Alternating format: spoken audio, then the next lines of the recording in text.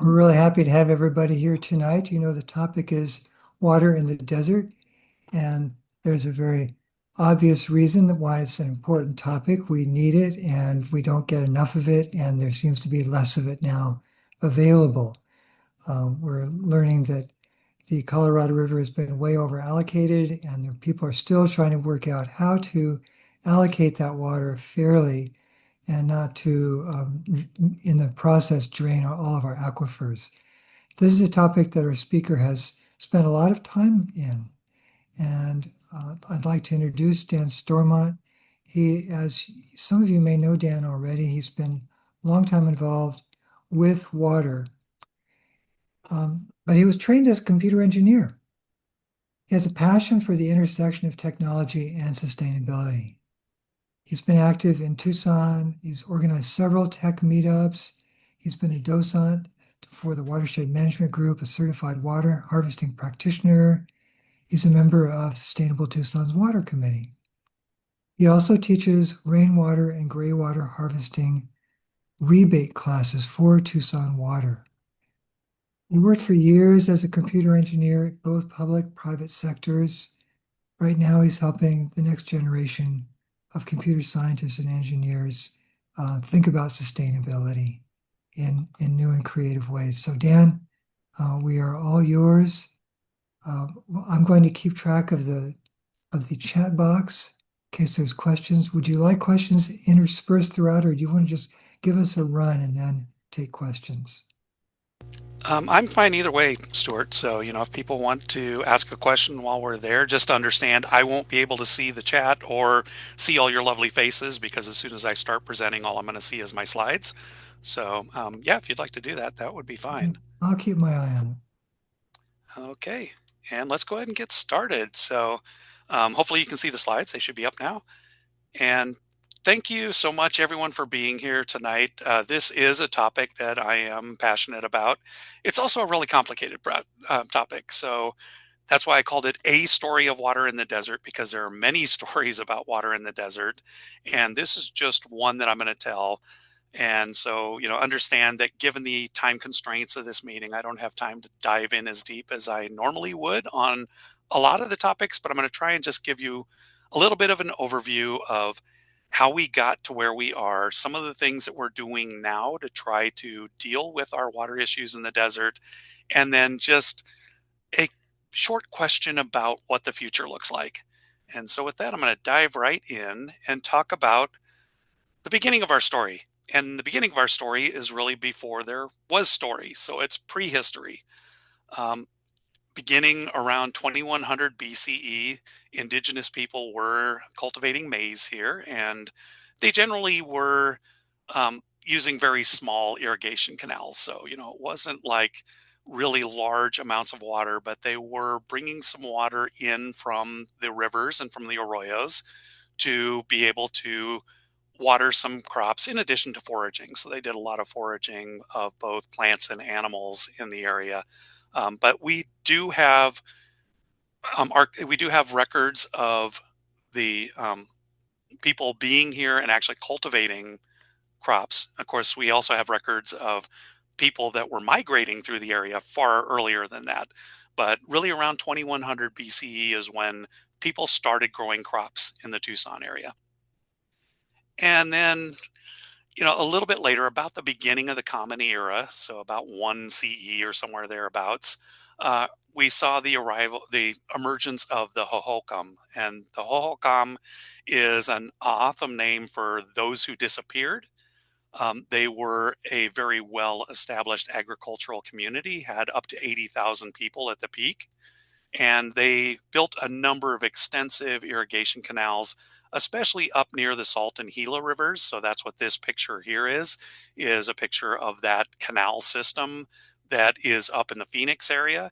And actually, some of those canals are still being used today. So they really established a very significant and very long-lasting canal system. And then around 1450, they disappeared. And there's a couple of reasons for that. First of all, there was a period of extended drought around then. And also with all of that irrigation, it's believed that they ended up denuding the nutrients from the soils So it was harder for them to grow crops to support those 80,000 people that were living in the Hohokam uh, culture at the time. So that was, kind of maybe a forewarning of some things about being careful with water, because they had a very well established community, and yet they overextended the resources, and many of them moved off to other places. But there are still some people that stayed. The Tha'ana'atham are one of the descendants. Also, the Akchin are probably descendants of the Hohokam, and the Akamel Atham. So, a lot of the Atham, and of course, Atham just means people. So, a lot of the desert people who currently live in Arizona are probably descendants of that Hohokam civilization. The numbers plummeted for a period and then sort of rebuilt in smaller nations, smaller tribes. And they continue many of those same practices that were established by the Hohokam. And especially for the Tha'ana'atham, they practice Akchin farming. And this image here kind of shows what Akchin farming looks like. Akchin farming was using the overflow from the monsoons. So when the rivers would overflow their banks, or when there's water running through the arroyos, they would divert that water into farmlands to be able to grow their dryland crops. So these are crops that generally do well with long dry periods, but they do need to get started with a good soaking. And so it's things like, the three sisters that the Hohokams, or that, excuse me, the Athams still grow, the corn, squash, and beans, which are all native plants to this area that the Atham have been growing for, well over 1,000 years.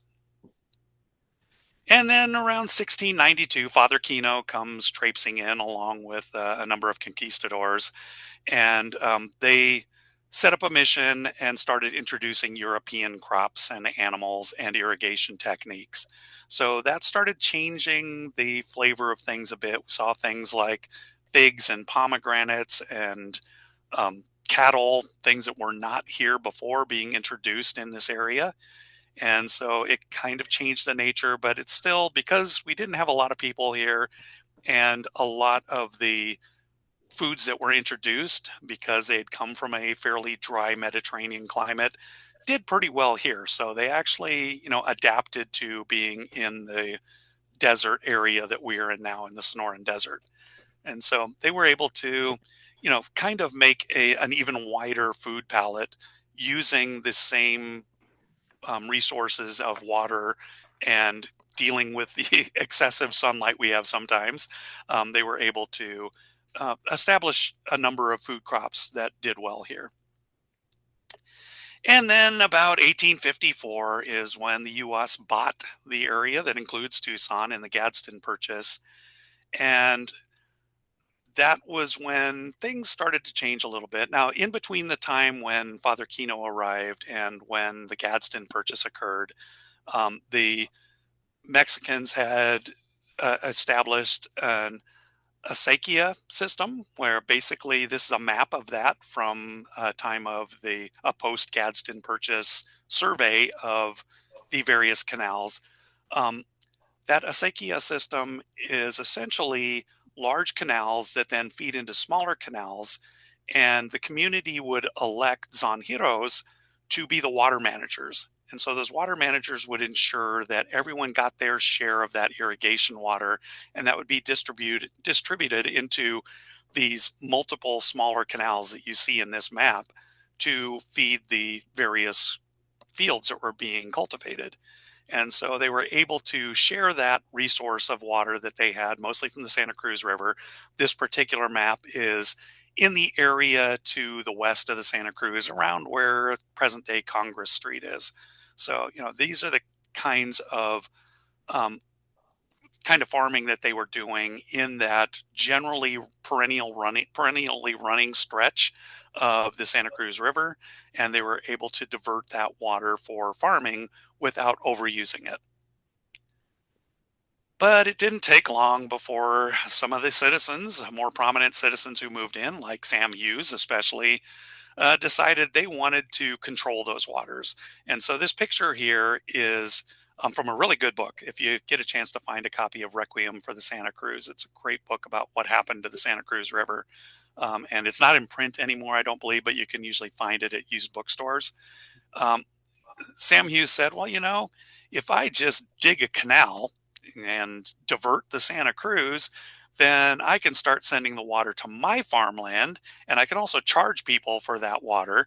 And, I don't have to worry about sharing with anyone else. So he cut off everyone north of where he put in his head cut, and he started just sending this water to his farmlands. The problem is he didn't count on the monsoon. So when we had some large monsoon rains, that head cut just kept going, and it cut its way across a good portion of the west part of Tucson, and it also channelized the Santa Cruz. So Sam Hughes actually changed the shape of the Santa Cruz River. He turned it into a channel that would then hold that, would not allow the water to flow out of its banks the way that it used to when it was naturally flowing, and started channelizing the river the way that we see it now. And then, of course, technology came in. This is a picture from Steam Pump Ranch, but these steam pumps started being put in everywhere around Tucson.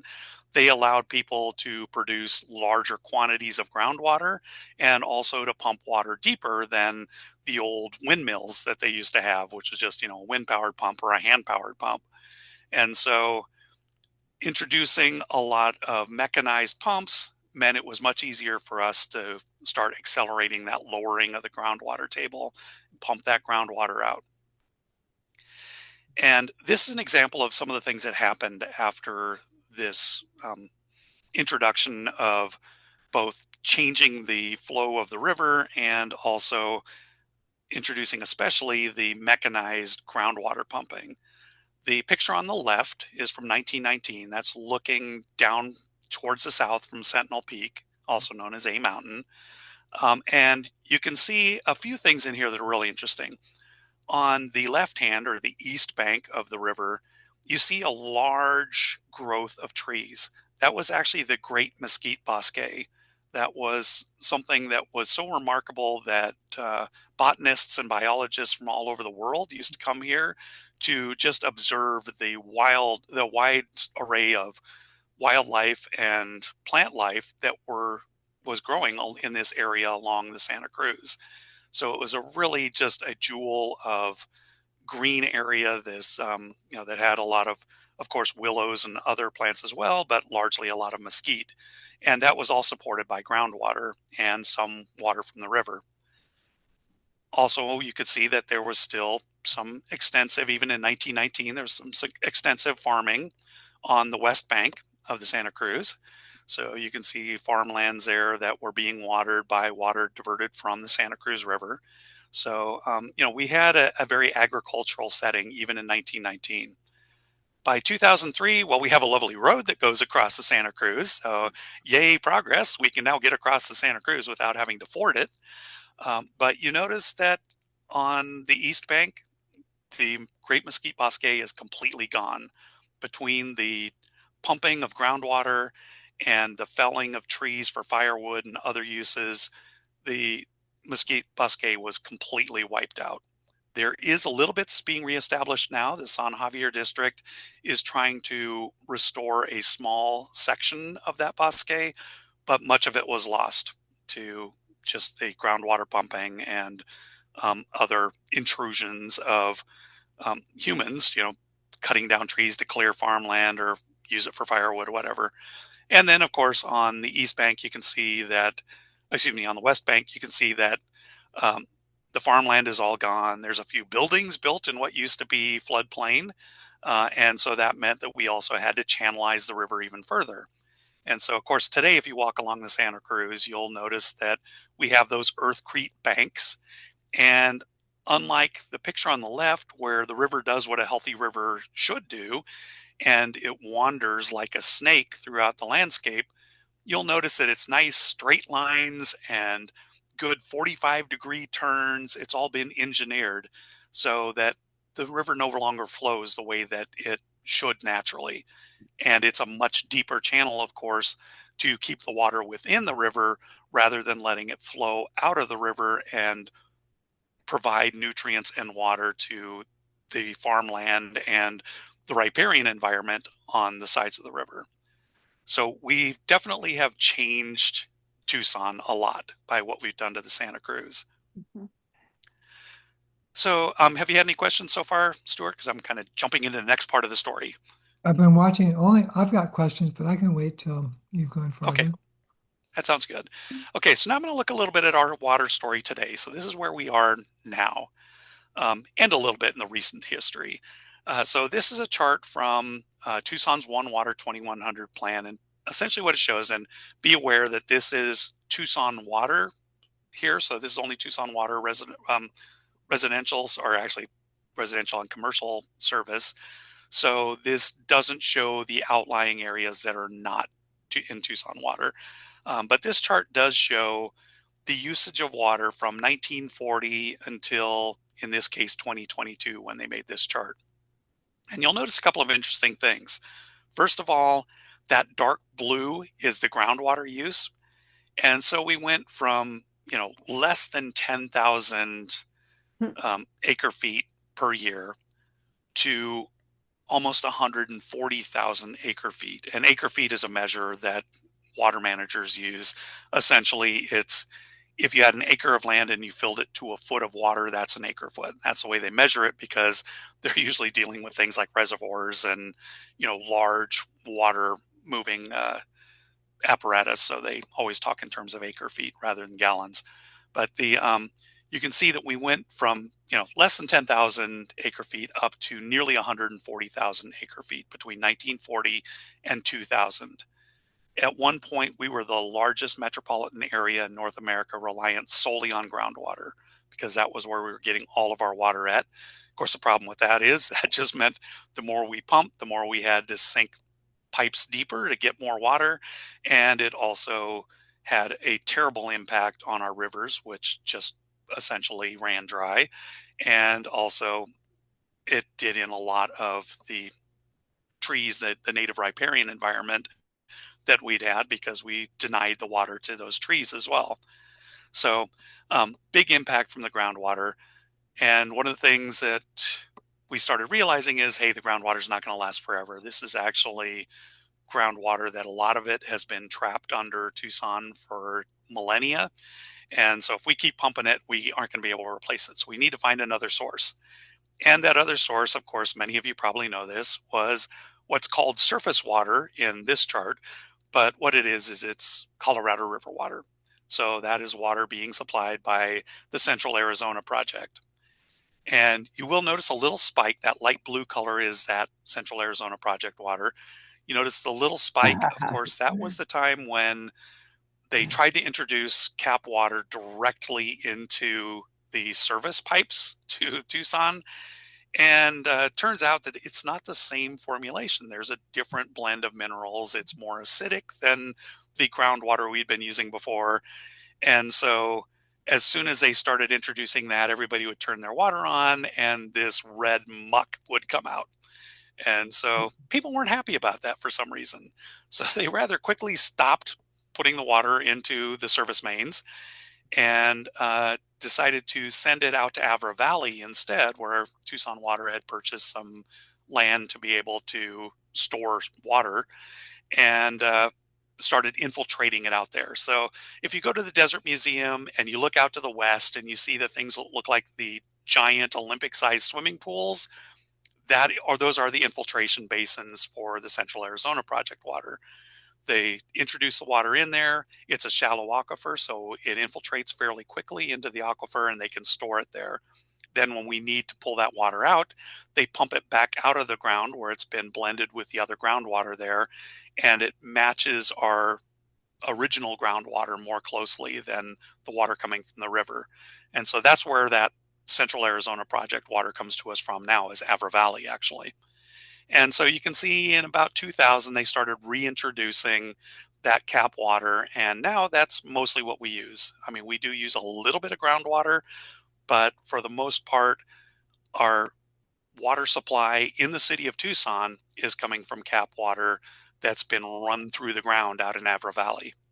You can also see some other initiatives that Tucson Water has been undertaking, and I do want to point that out because it is really a thing that Tucson Water has been very forward looking as far as trying to diversify our portfolio and make sure that we have water for the future and that we have multiple sources of water.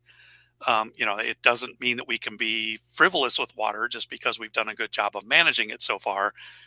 But they are taking a lot of steps to try and make sure that we are reducing our reliance on the cap water and also that we have other sources of water in case we need them. So, for example, you see that purple down at the bottom is recycled water. Most of that recycled water is going out to um, golf courses, parks, schools, places where they're watering turf with it for the most part. Um, the part right above that, that kind of aquamarine greenish color, is remediated groundwater.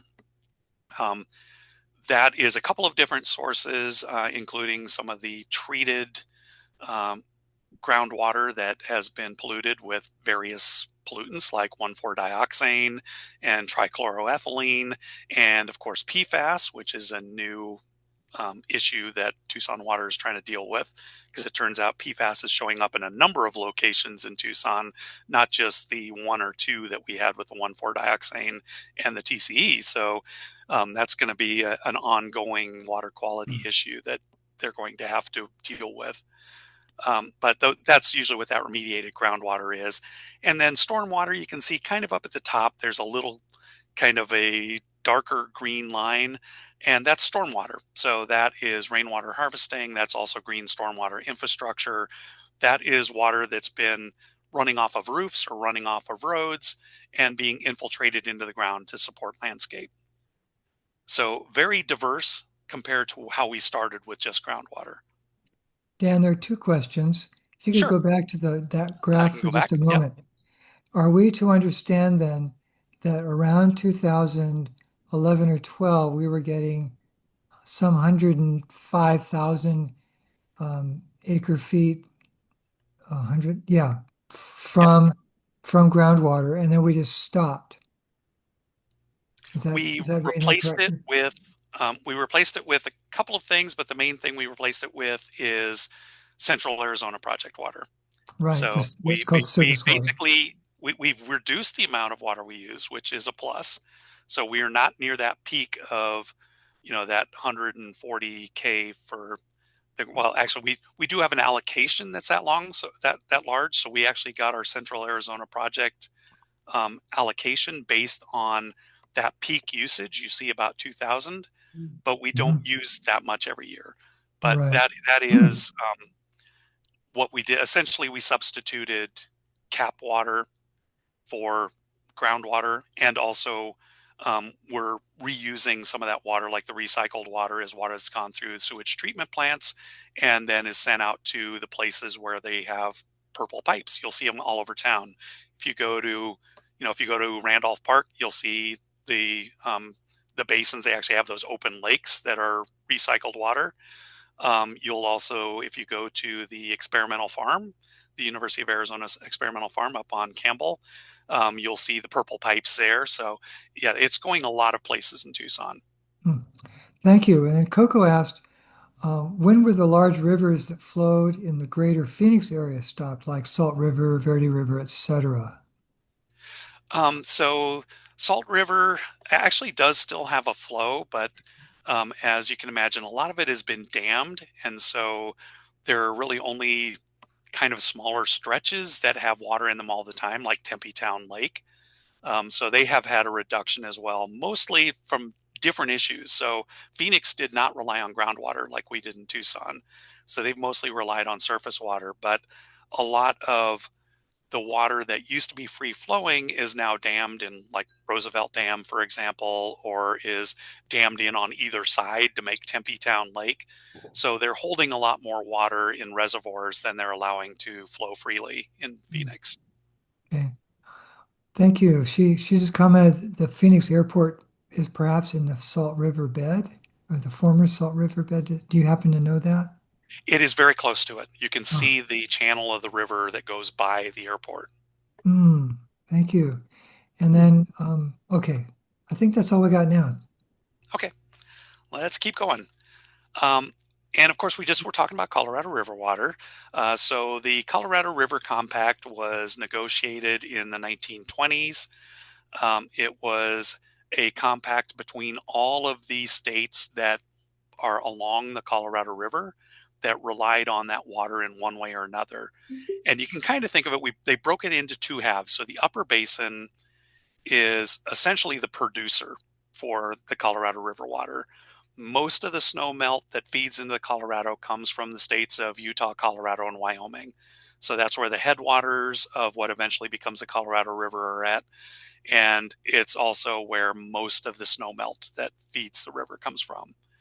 The Glen Canyon Dam, which is that dividing point right at the border of Arizona, that was put in there mostly to allow the upper basin to withhold water so that they could, in accordance with the treaty, essentially, the treaty promises that the lower basin and the upper basin share equal amounts of water. And so the upper basin, to make sure that they're not sending too much water to the lower basin, had the Glen Canyon Dam put in so that that'll hold water up above the lower basin and allow them to get their share. And of course, there's also a number of dams that are in Wyoming, Utah, and Colorado that also hold local local reservoirs that hold local water. But that mostly, you think of them as the producers, and so they're the ones that are sending the water our way. And then the lower basin are the consumers. We don't really add much water to the flow of the Colorado River. By that point, we start taking water from it. And of course, the senior rights go to California. They are the number one user of water off of the Colorado River. And they are also the last to lose water when we have times of drought, which we've been in for a long time now.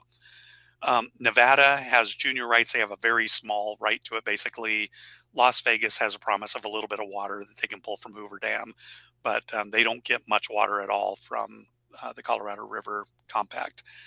And then we have junior rights, but we are the second largest water rights for the lower basin. And so, we get a pretty good share, both with water that flows through the river. So, for example, Yuma gets a share, but then also, of course, significantly, the water that goes into the Cap Canal that is pulling from the Colorado River in Arizona. Actually, right down in Lake Havasu is where that's being pulled from. And so, there is a promise of water that's coming to the rest of Arizona through the Colorado, the CAP, the Central Arizona Project. New Mexico does get a little bit of a share from the upper basin. And actually, it's not on the list, but the area of Arizona up there in the Four Corners region, there is some Indian treaty water that also goes to that area from the upper basin. But for the most part, you can think, divided upper basin producers, lower basin consumers. And the big problem is when they decided on those allocations, it was an above normal I've water got the year for the audio off. Colorado River. So we've never really had as much water as has been promised to both Underneath. halves. And that's one of the problems. How come I can't hear him? Okay, yeah, I hear somebody talking. I Yeah. don't know. Maybe you don't have your speaker on, but you do need to mute your microphone if you can hear me, which apparently you can. Okay, and this is a map of the Central Arizona Project.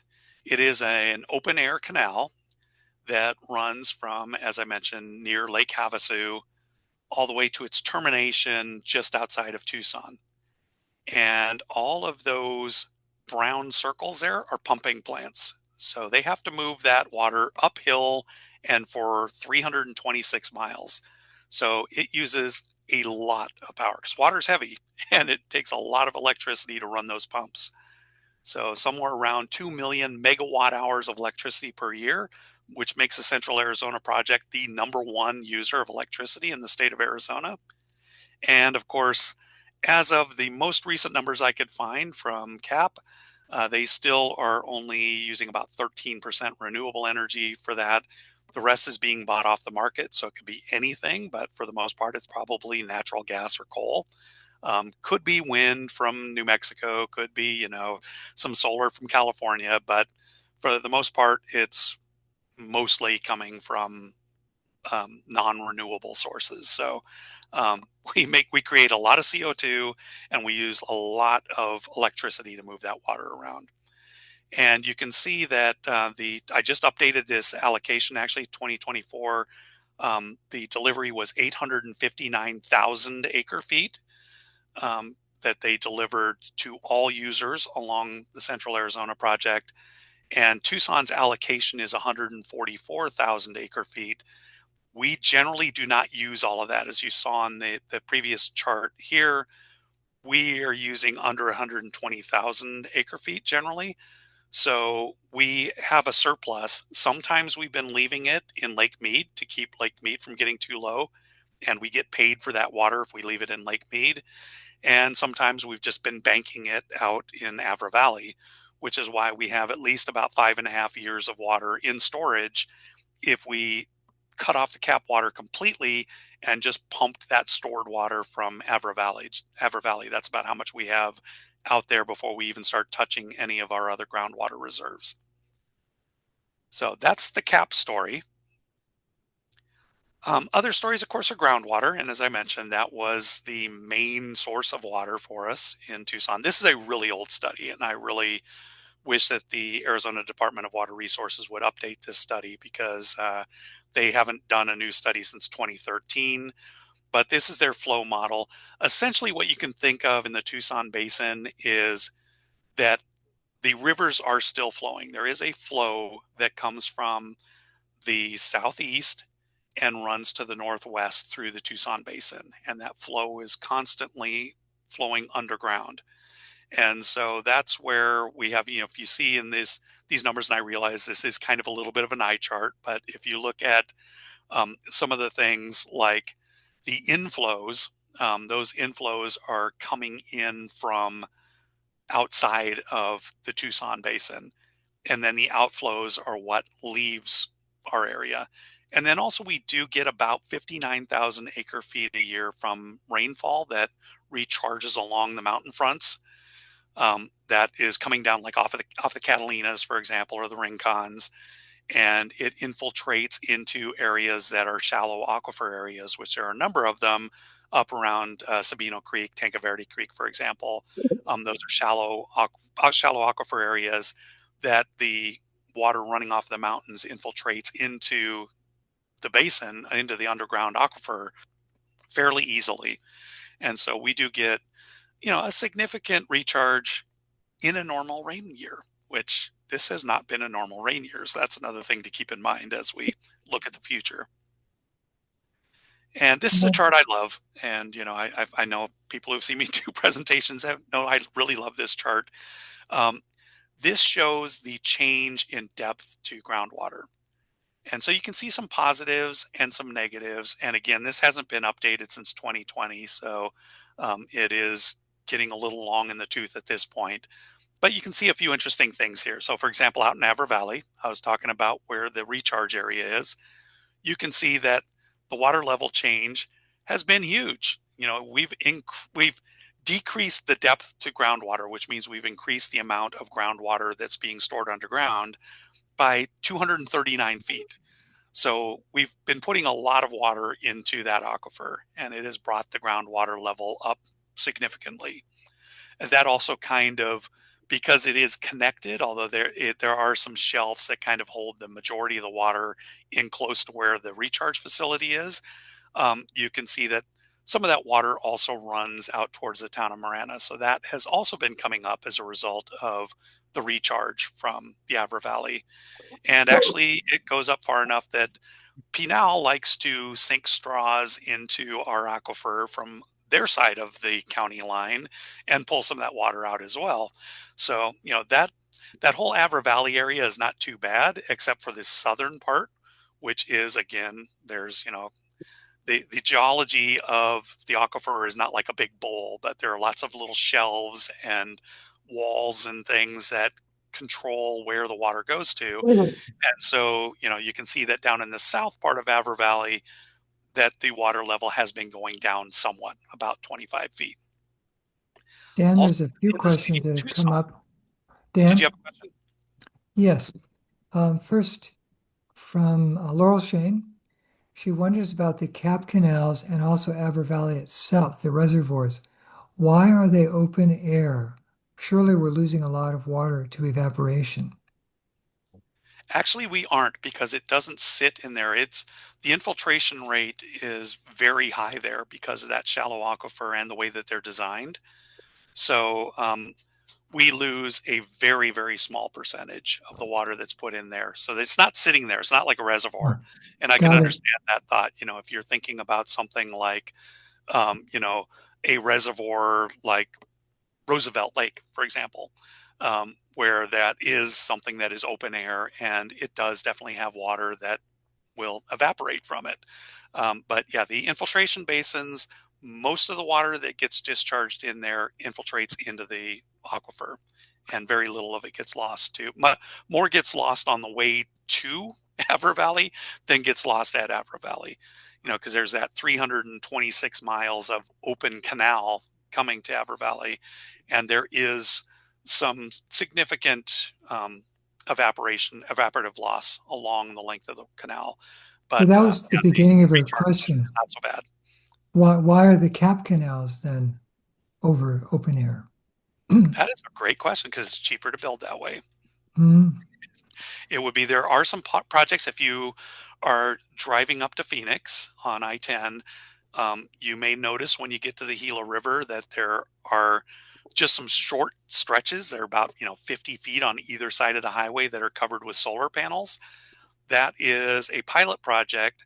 One of the things that the state is considering is covering the aquifer, or excuse me, covering the canals with um, solar panels, which will help reduce that evaporative loss, and also the energy generated can power the pumps.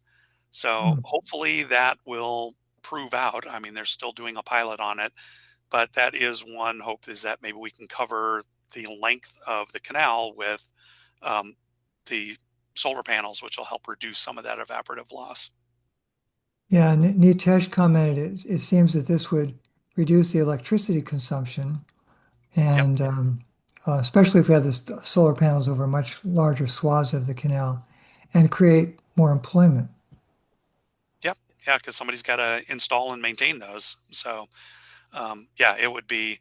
It's really a win-win. It's just getting that through the state legislature, which is a whole other story that we probably don't have time for tonight. Okay, now I think Paula or Trace has a question.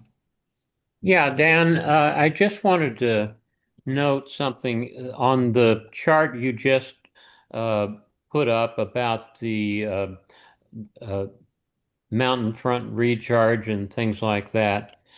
Those numbers are not included in the Tucson water graph of the amount of water we have. And so there's actually another 60,000 acre feet of water we have that's not listed in anything Tucson Water publishes. I'm I'm not entirely certain that's true, because they do have monitoring wells. So they in this chart you can see that they are counting how much the depth to groundwater has changed, and considering that as part of the storage. Part of the problem, of course, and I think you're aware of this, Trace, is that um, we really don't have a good model of the exact shape or size of the aquifer. So we don't know exactly how much water it can hold. Yeah, I was referring to that graph of the our groundwater use and then the other sources of water. Oh, you mean this one? That one, yeah, recharge, natural recharge is not included in that graph. Yeah, this is a production graph. Yeah. So this doesn't show any, this shows water that's delivered to customers, what sources it comes from. So that's purely what this graph is. Well, So it's thank you. just a possible alternative supply. It is, although we're trying to avoid using the groundwater at all to let the aquifer recharge. But yeah, there is, and again, that's in a normal rain year too. So this has not been a normal rain year. So we certainly are nowhere close to getting our 59,000 acre feet of recharge this year, unless we get a really wet monsoon season, which everyone's hoping for. But I know, checking my weather station at home, I haven't had any significant rain so far. So I'm glad to hear some of you have been getting rains. It sounds like in the chat, it looks like some people were saying they were getting some good rain out on the east side and up in the northwest side.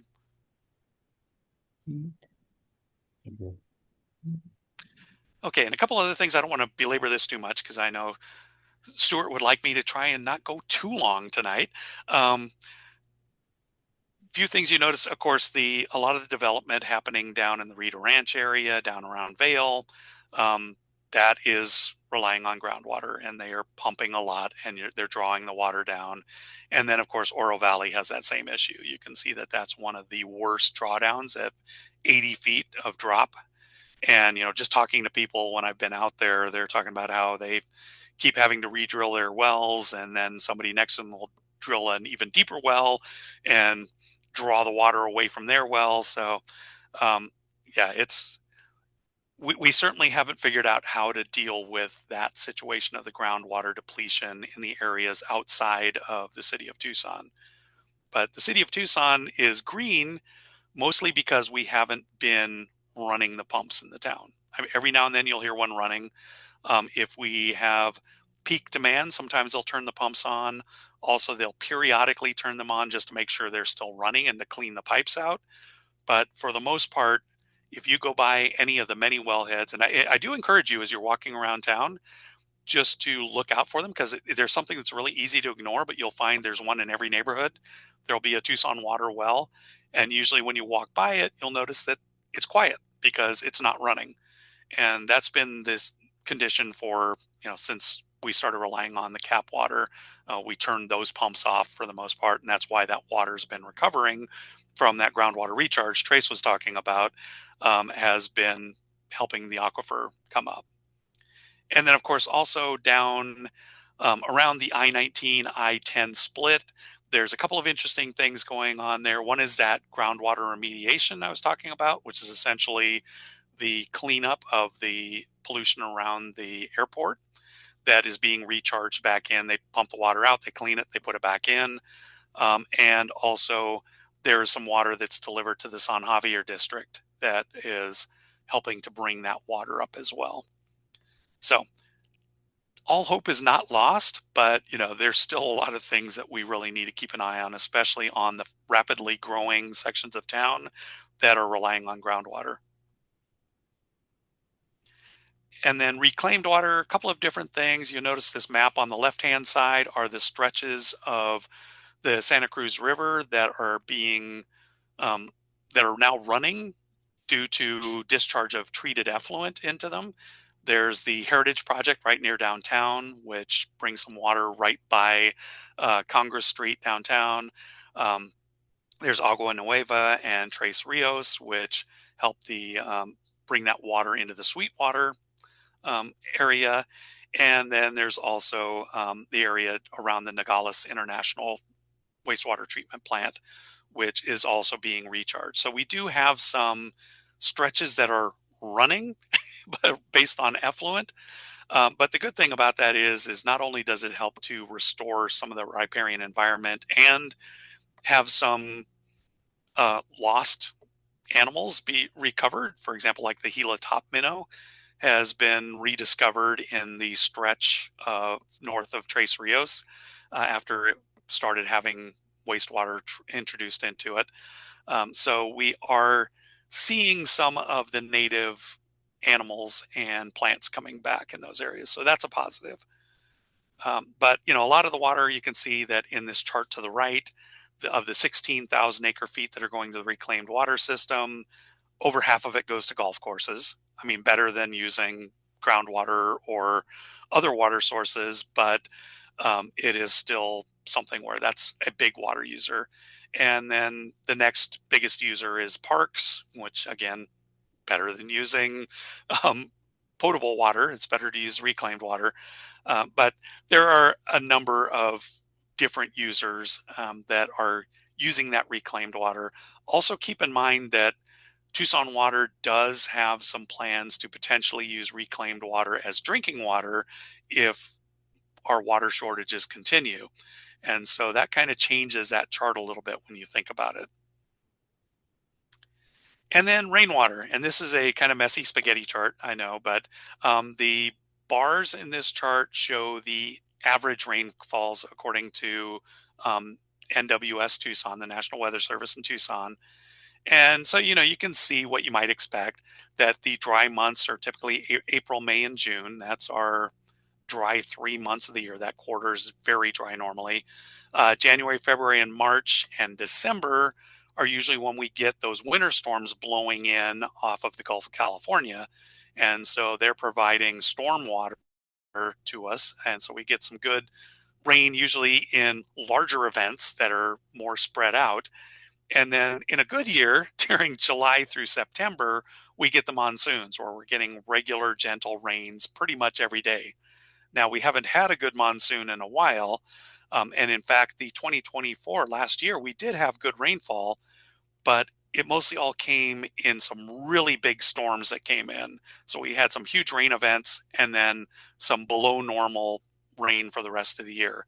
And that kind of seems to be the new normal, which makes it hard to determine what should we use for planning. How can we plan on how much water we are going to get in rainfall when we have these years where they're very dry and then followed on by years that are wet, but it's all coming at one time, which makes it hard to store. So it is getting really challenging to try to predict what our rainfall is going to look like and how to make use of that.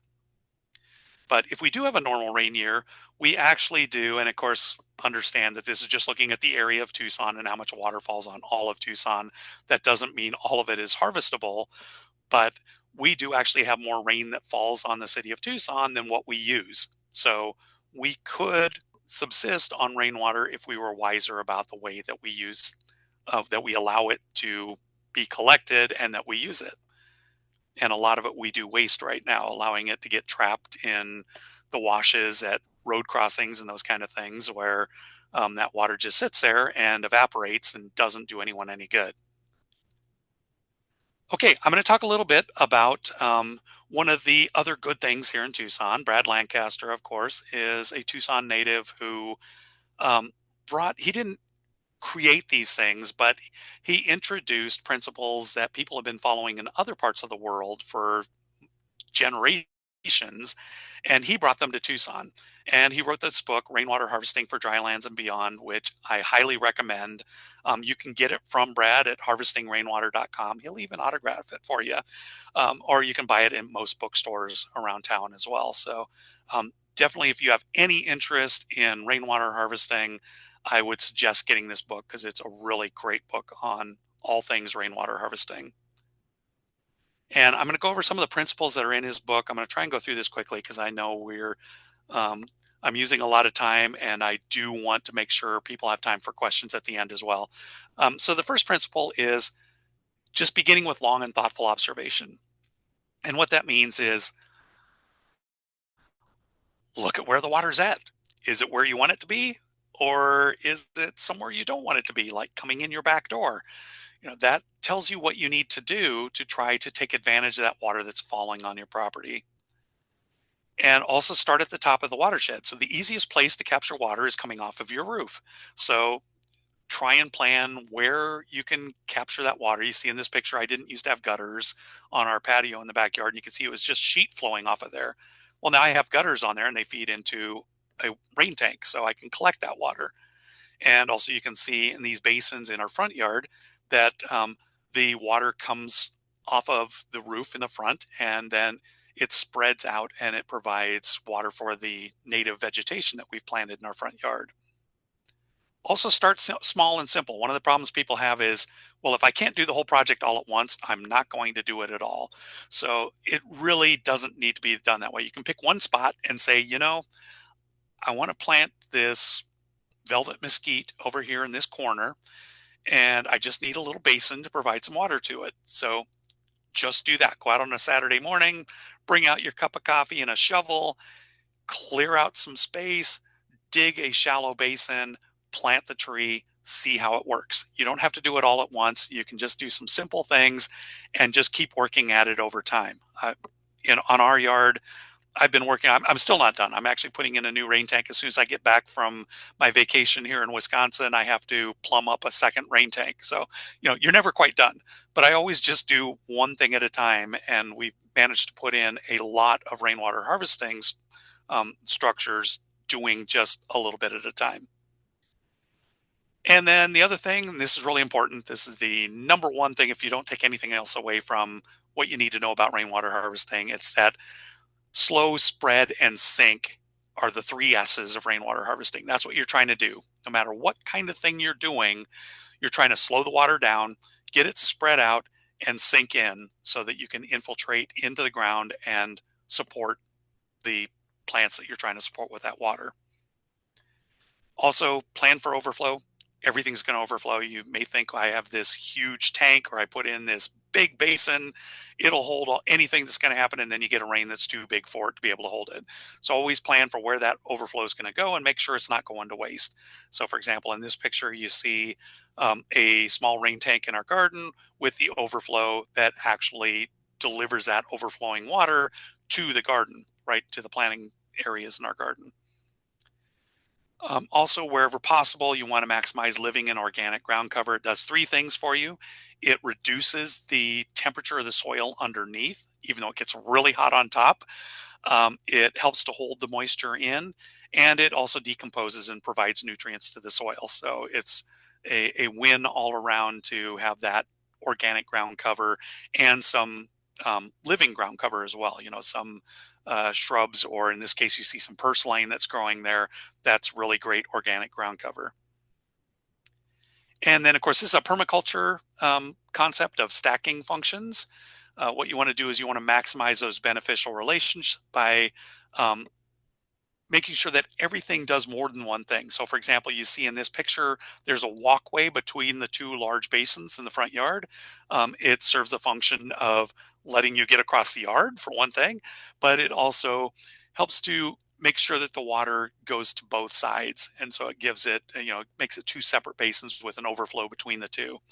Also, it's a little hard to see here, but there's a velvet mesquite that has a saguaro planted under it. So that velvet mesquite is a nurse tree for the saguaro. Just always think of when I'm putting something in, what is it doing? That understory is going to help provide nutrients to the tree. The tree is going to provide shade to the things that are the understory. So, there's always these stacking functions of where everything coexists and contributes to the overall whole. And continually reassess. Things aren't right. You can see on the left-hand side, that was my original installation of this rain tank near our garden. And I realized rather quickly that the way I had these bending downspouts, that leaves were getting trapped in the bends. And so it was blocking the water. And I changed that to a leaf eater, a leaf filter up there by the downspout, and just plumbed it directly into the tank. So, when things aren't working right, fix them. Okay, any questions about that before I move on to some more of the water story? Yeah, and I've got one. Yeah. The principles, did they come from Brad Lancaster, or are those the ones that you have sort of divined from working with Brad's information and other? Those are straight out of that book that I just showed. So they have pictures of me doing it, but yeah, those are the principles that Brad has in his book. That's great. And then Janet commented that the dry weed slides, those are slowing down the water coming from the roof, and that's one of the ways that it helps to slow and helps the water sink in. Yep. So like in this picture here is what you're talking about. Yeah. And also some in the basins too, which I don't know. Like here as well, you can see that there are bunch grasses, and right there they are dry because they're still dormant at that point. But you can see the bunch grasses also help to slow down the water that's going into that basin that feeds our jujube trees. And it also helps to shore up the walls of that shallow basin so that it doesn't collapse. Nice. And then the only other question is, you said 59,000 acre feet is the recharge rate when we have a normal rain year? Yeah, and that is from the ADWR ground flow model for the Tucson AMA. And like I said, that hasn't been updated in about 12 years. So I don't know how accurate it is, but that is the number that comes out of that study. Okay, thank you.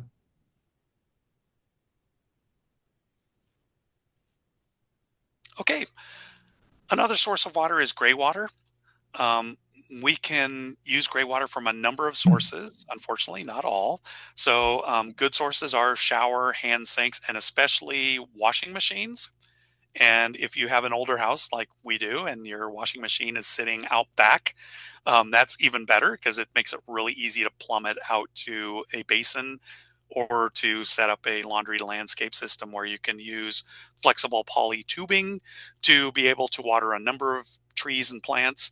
I'm not going to go into all the details of that tonight because we could spend an hour and a half just on that. But I do encourage you, if you're interested in gray water, even if you're not a Tucson Water residential customer, um, Watershed Management Group does offer the rebate classes on that, and they go into a lot of the details of how to set those systems up. So check that out if you haven't already. But the point of this chart here is you can see that most of our water use is outdoors. And if we can use some of these other things like the washing machine and hand sinks and showers, that can make up a lot of that outdoor water use. You can see about 32% of your household water could be used outdoors. So that is a real plus if you're trying to reduce the amount of potable water or municipal water, the city water that you're using on your landscape. That especially together with rainwater harvesting is a great way to be able to keep your yard green without having to use city water. And in normal years, that's what we're able to do, both at Watershed Management Group's Living Lab, but also at our home. We're able to do that on good years. This has not been a good year. The things you can't use, and I will point it out: toilets, kitchen sinks, and dishwashers. Um, Probably for obvious reason, toilets have a very high bacterial load with the night soil, and kitchen sinks and dishwashers also have a high bacterial load. So that's the reason that it is actually not legal in the state of Arizona to use that water for gray water. You can't do surface application of kitchen sink or dishwasher water. And also because dishwashers, most of them use a really toxic soap as well. So just something to be aware of. I'm going to cover a couple other things here, but I'm going to go over quickly. If you're interested, the Arizona Department of Environmental Quality, they have this on their website. It's also on the Tucson Water Conservation website. If you want to find the link to this, it shows all of the things that you have to do if you're going to use gray water at home. If you follow these guidelines, you don't have to get a permit to use a gray water system. But you can see that there's like 13 guidelines. Some of the important ones are, again, the dark gray water cannot be something that's introduced on the surface. Also, you can't do gray water irrigation in a shallow aquifer area. And anytime you have something that's going to be a problem, like even if you're using laundry water, if you're washing diapers, for example, you don't want to put that water into your landscape as well. So just be aware that there are these guidelines and you do need to comply with them if you're going to self-permit for putting in a gray water system at your house. Also, there is a City of Tucson ordinance went into effect on 1 June 2010 that requires all new single-family residential dwelling units to have two types of gray water system installed. They need to have a pipe that takes all of the hand sinks and showers and bathtubs out to a point about 10 feet outside of the foundation, outside of the home. And also they have to have a stub out at wall level for the washing machine. So that is required. And this is what it looks like in the picture over here on the right-hand side. The kind of gross greenish color, I don't know why they chose that color, that they show in there, shows the hand sinks, bathtubs, showers, and everything have to be in a separate line. Normally they will be connected back to the sewer line outside of the foundation of the house, but they can be disconnected so that you can use that as a gray water system. And then also The washing machine has to have a pipe that can be hooked up to and used as a gray water system outside of the home. And of course, it also needs to have a diversion valve that will divert dirty water, like things with bleach or human waste or whatever in it, to the sewer. You'll also notice kitchen sink has to be hooked up to the sewer, as well as toilets. So that is this gray water ordinance. This guide is also available on the Tucson Water webpage if you want to find that. And very quickly, there are a number of water conservation incentives from Tucson Water, including things like a high efficiency toilet. I highly recommend doing that. I did that at our home. A high efficiency clothes washer. Yes, it does reduce the amount of water you can use for gray water use at home, but don't stop getting a high efficiency clothes washer just because of that. You can get up to $200 for a qualifying washer, and there's a list of a huge number of washing machines that are eligible for that. And then also you can get the rainwater harvesting rebate if you're a Tucson residential customer for up to $2,000 for putting in rainwater harvesting, and up to $1,000 for putting in a gray water system. So definitely check those out if you are a Tucson Water customer and you want to save water and save money. And Metro Water has a kind of pathetic incentive, but they do have a $50 rebate on a high efficiency toilet, and up to $200 for either a gray water or a rainwater system. Okay, any question about that? I'm going to just go into a couple of things that organizations are doing around town, but I just covered a lot of stuff, so I want to make sure there aren't any questions. Looking so good so far, Dan. Okay, let's press on. These are a few things. Mostly I'm talking a lot about the things that Watershed Management Group is doing, but there are a number of organizations here in Tucson that are doing things related to water. The Sonoran Institute, of course, is doing water quality monitoring related to the introduction of the treated effluent into the rivers, and they've been monitoring the reintroduction of native animals and plants and how well they're doing. So they do some great work on that. Tucson Bird Society does rain gardens for birds. There's Tucson Clean and Beautiful does some rainwater projects for supporting trees, especially in green stormwater infrastructure projects. So there are a lot of organizations that are doing some good work as far as water goes in Tucson.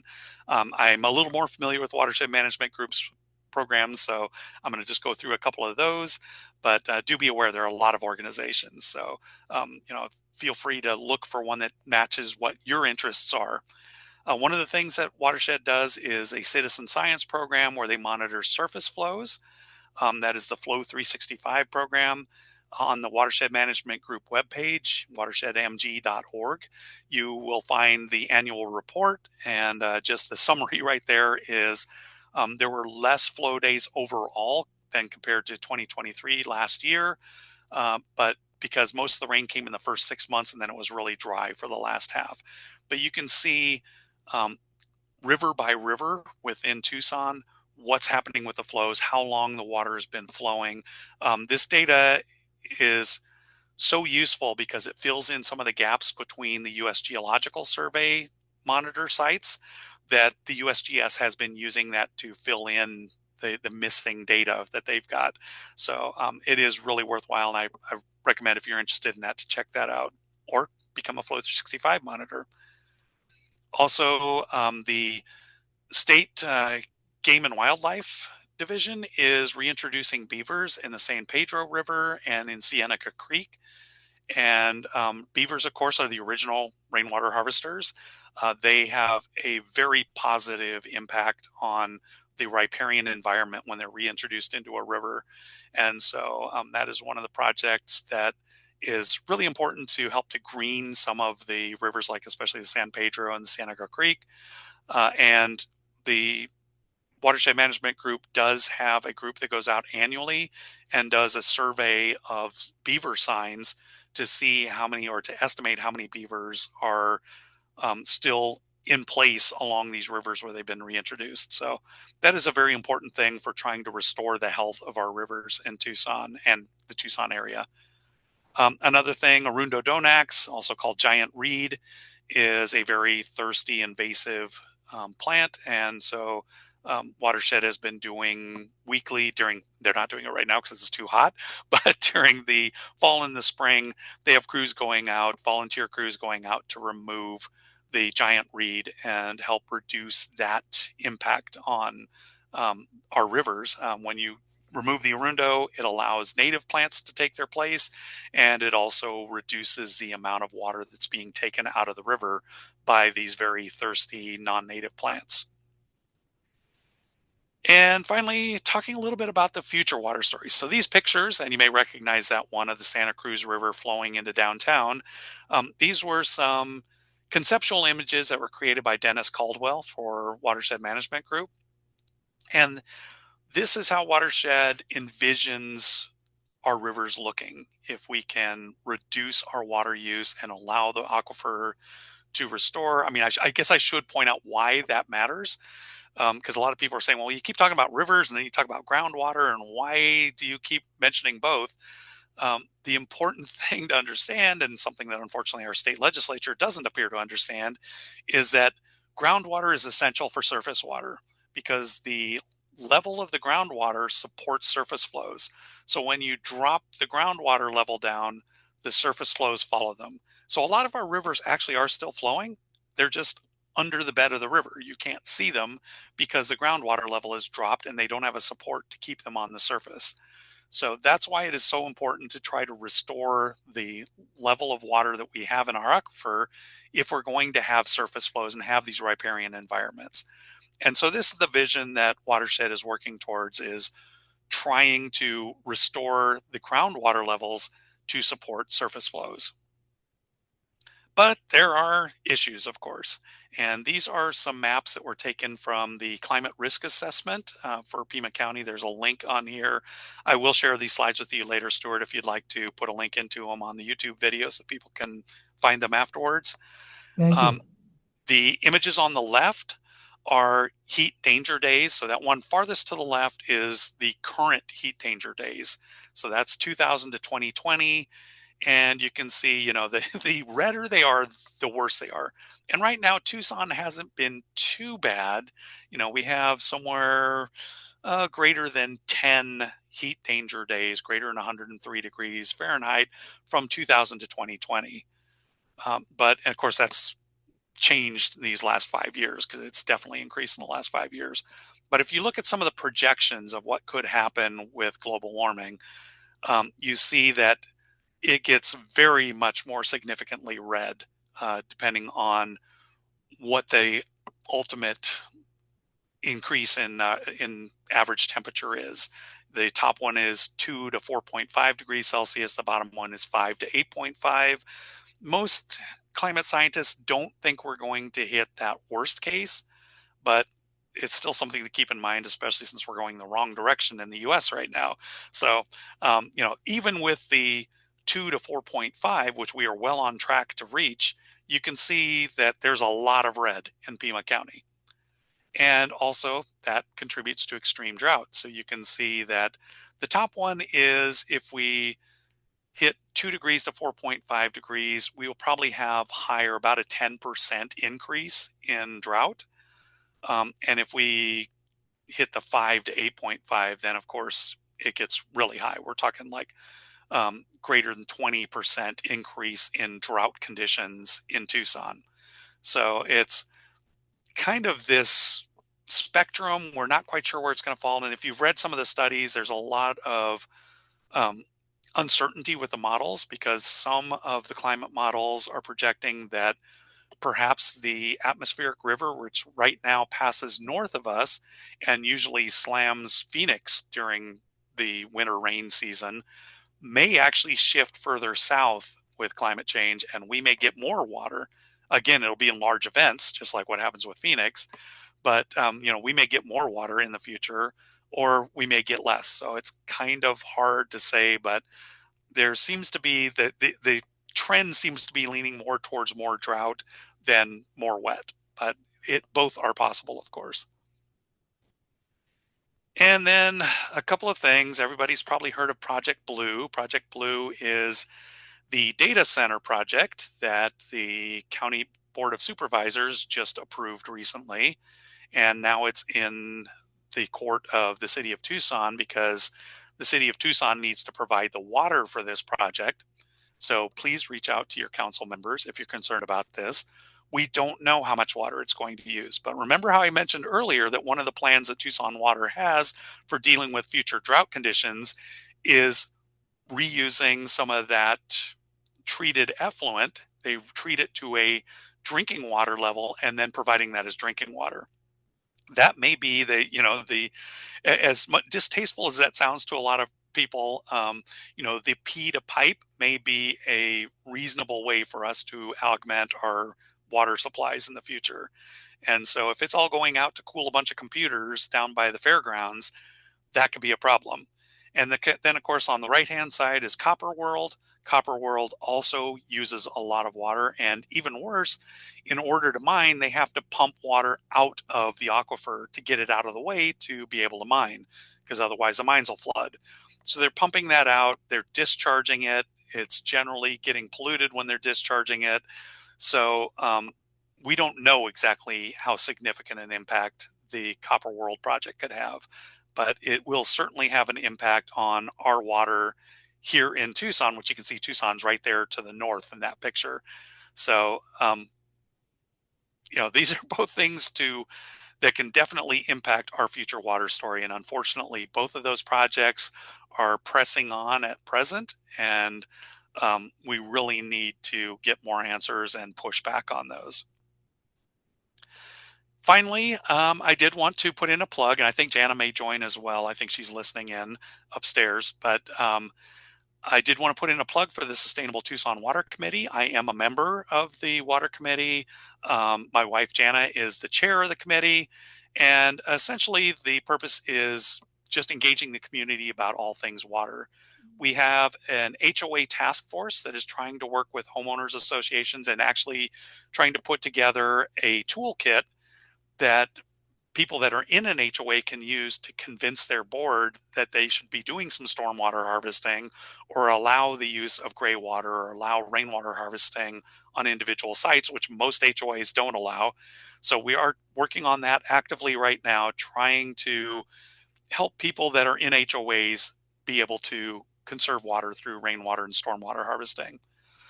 We also work with other community organizations and governmental organizations as part of the Santa Cruz Watershed Collaborative.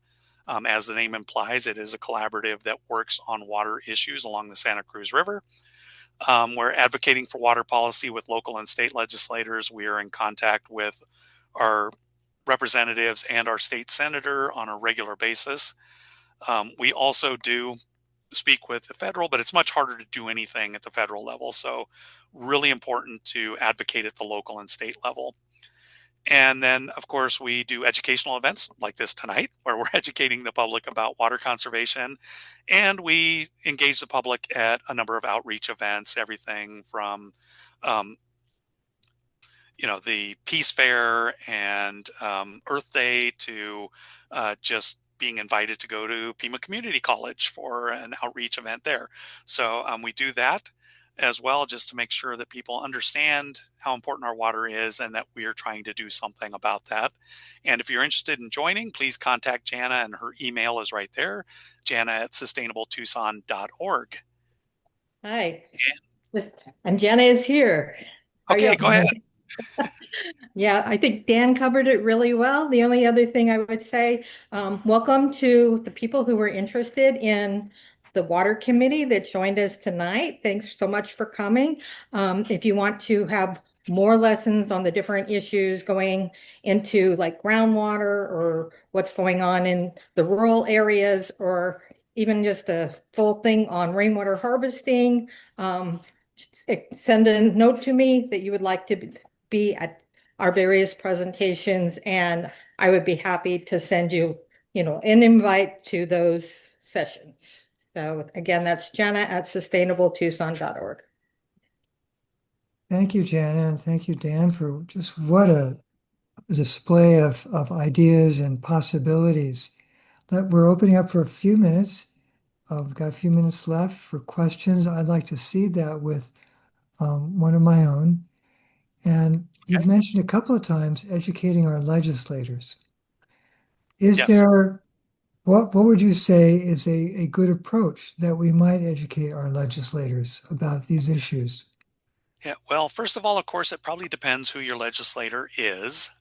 Some are going to be more receptive than others, but I don't think, regardless of party, I think that everyone in Arizona understands that water is critical to our survival, and that, whether, um, you're a GOP legislator out in the rural area or you're a Dem in Tucson, I don't think that really matters. I think what matters is being able to go to them with your concerns and your thoughts and just saying, tell a personal story.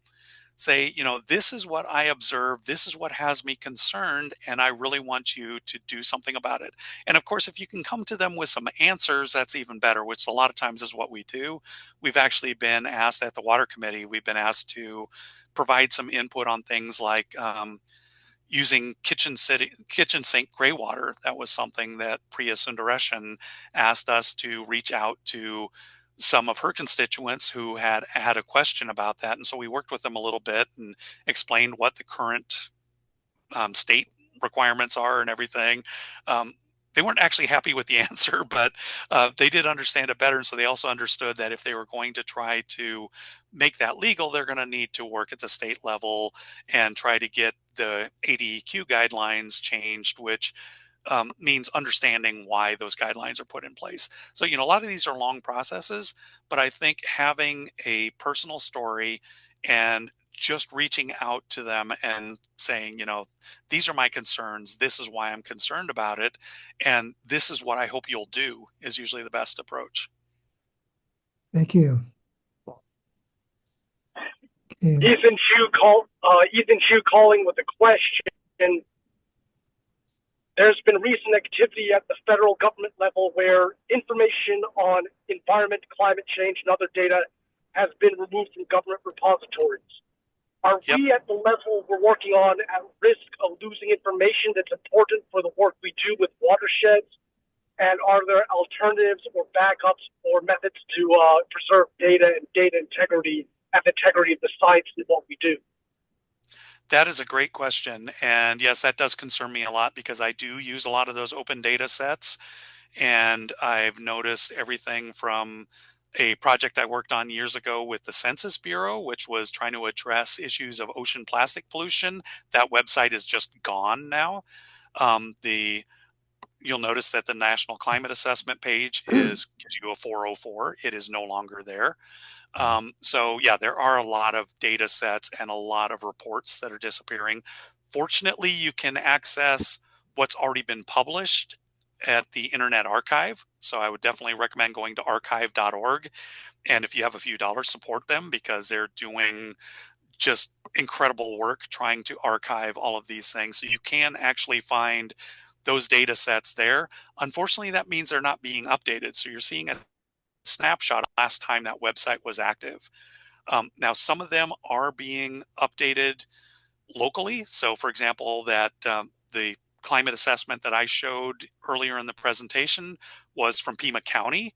So the local governments are still updating them. But yes, it's going to be a more fragmented picture going forward. And it is going to be harder to really understand big picture what's happening.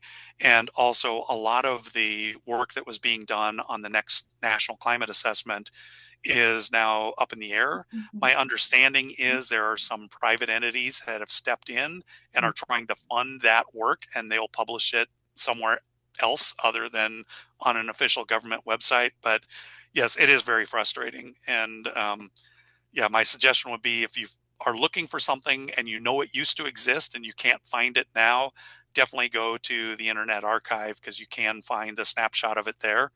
But yeah, it is. I do worry about that too because we've lost so much data, and that belongs to us. We as taxpayers paid for that data and paid for those reports, and they have been taken away from us. So that's essentially theft, the way I look at it. But unfortunately, there's not much we can do about it in this current climate and with a complicit Supreme Court. So the best I can do is say, again, look local. There is good work being done at the state level and at the county level and the city level. And we're going to have to rely a lot more on that data that's being collected there.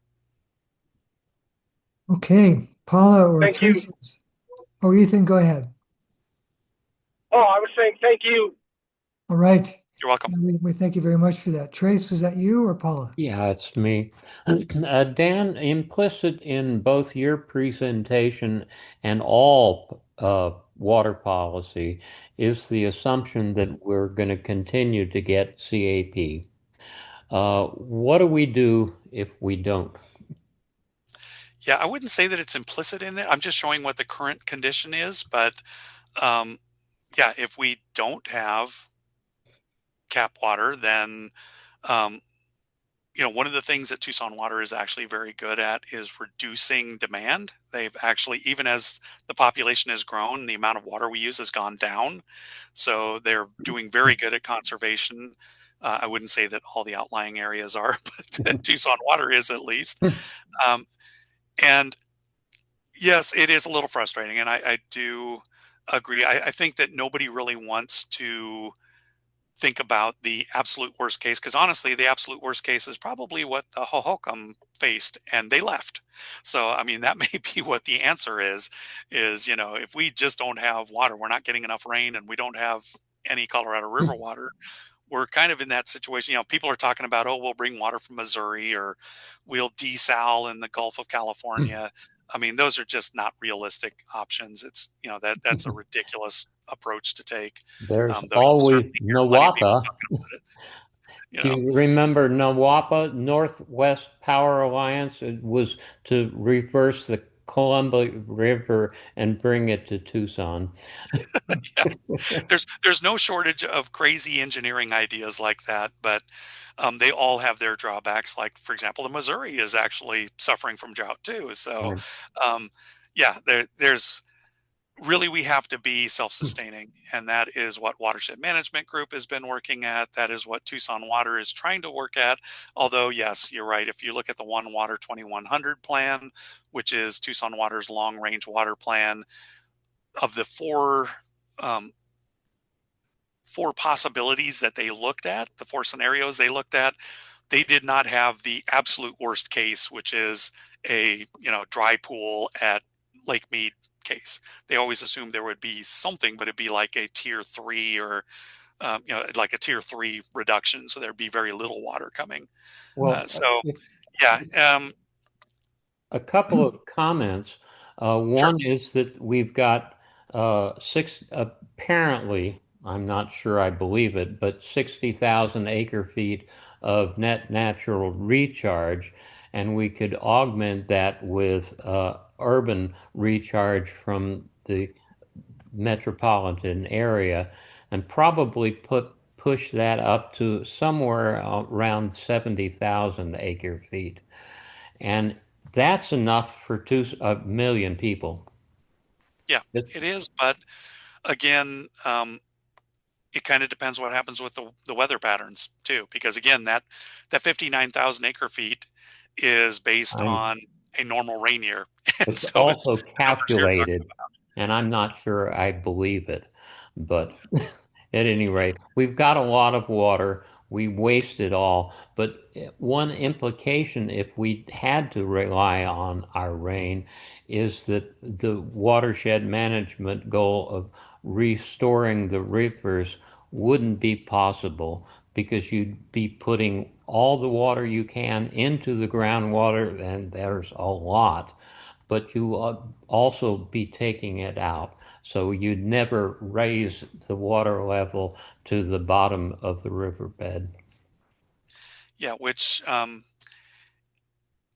is one of the issues. I mean, yeah, hopefully we don't have to get there. I mean, if we are going to have to rely on groundwater, we of course want to at least not take any more out than we put in, which is what the problem we had before, is we were withdrawing much more than Sure. we put in. So we were always running a deficit with our groundwater. But yeah, that's why I had the, sort of the question mark about our future, because it's hard to say what it's going to look like. It's likely to be hotter and drier. And if we continue having as many people, or even, another 20,000 people moving into the Tucson area, that's we're going to have to figure out a way to get lower on our water use. On the other hand, though, you do look at, there are places like even Boston, uses, 40 gallons per person per day. So we could do a lot better than our current 72 gallons per person per day in Tucson. And that's one of the things we could do to help mitigate that need for additional water.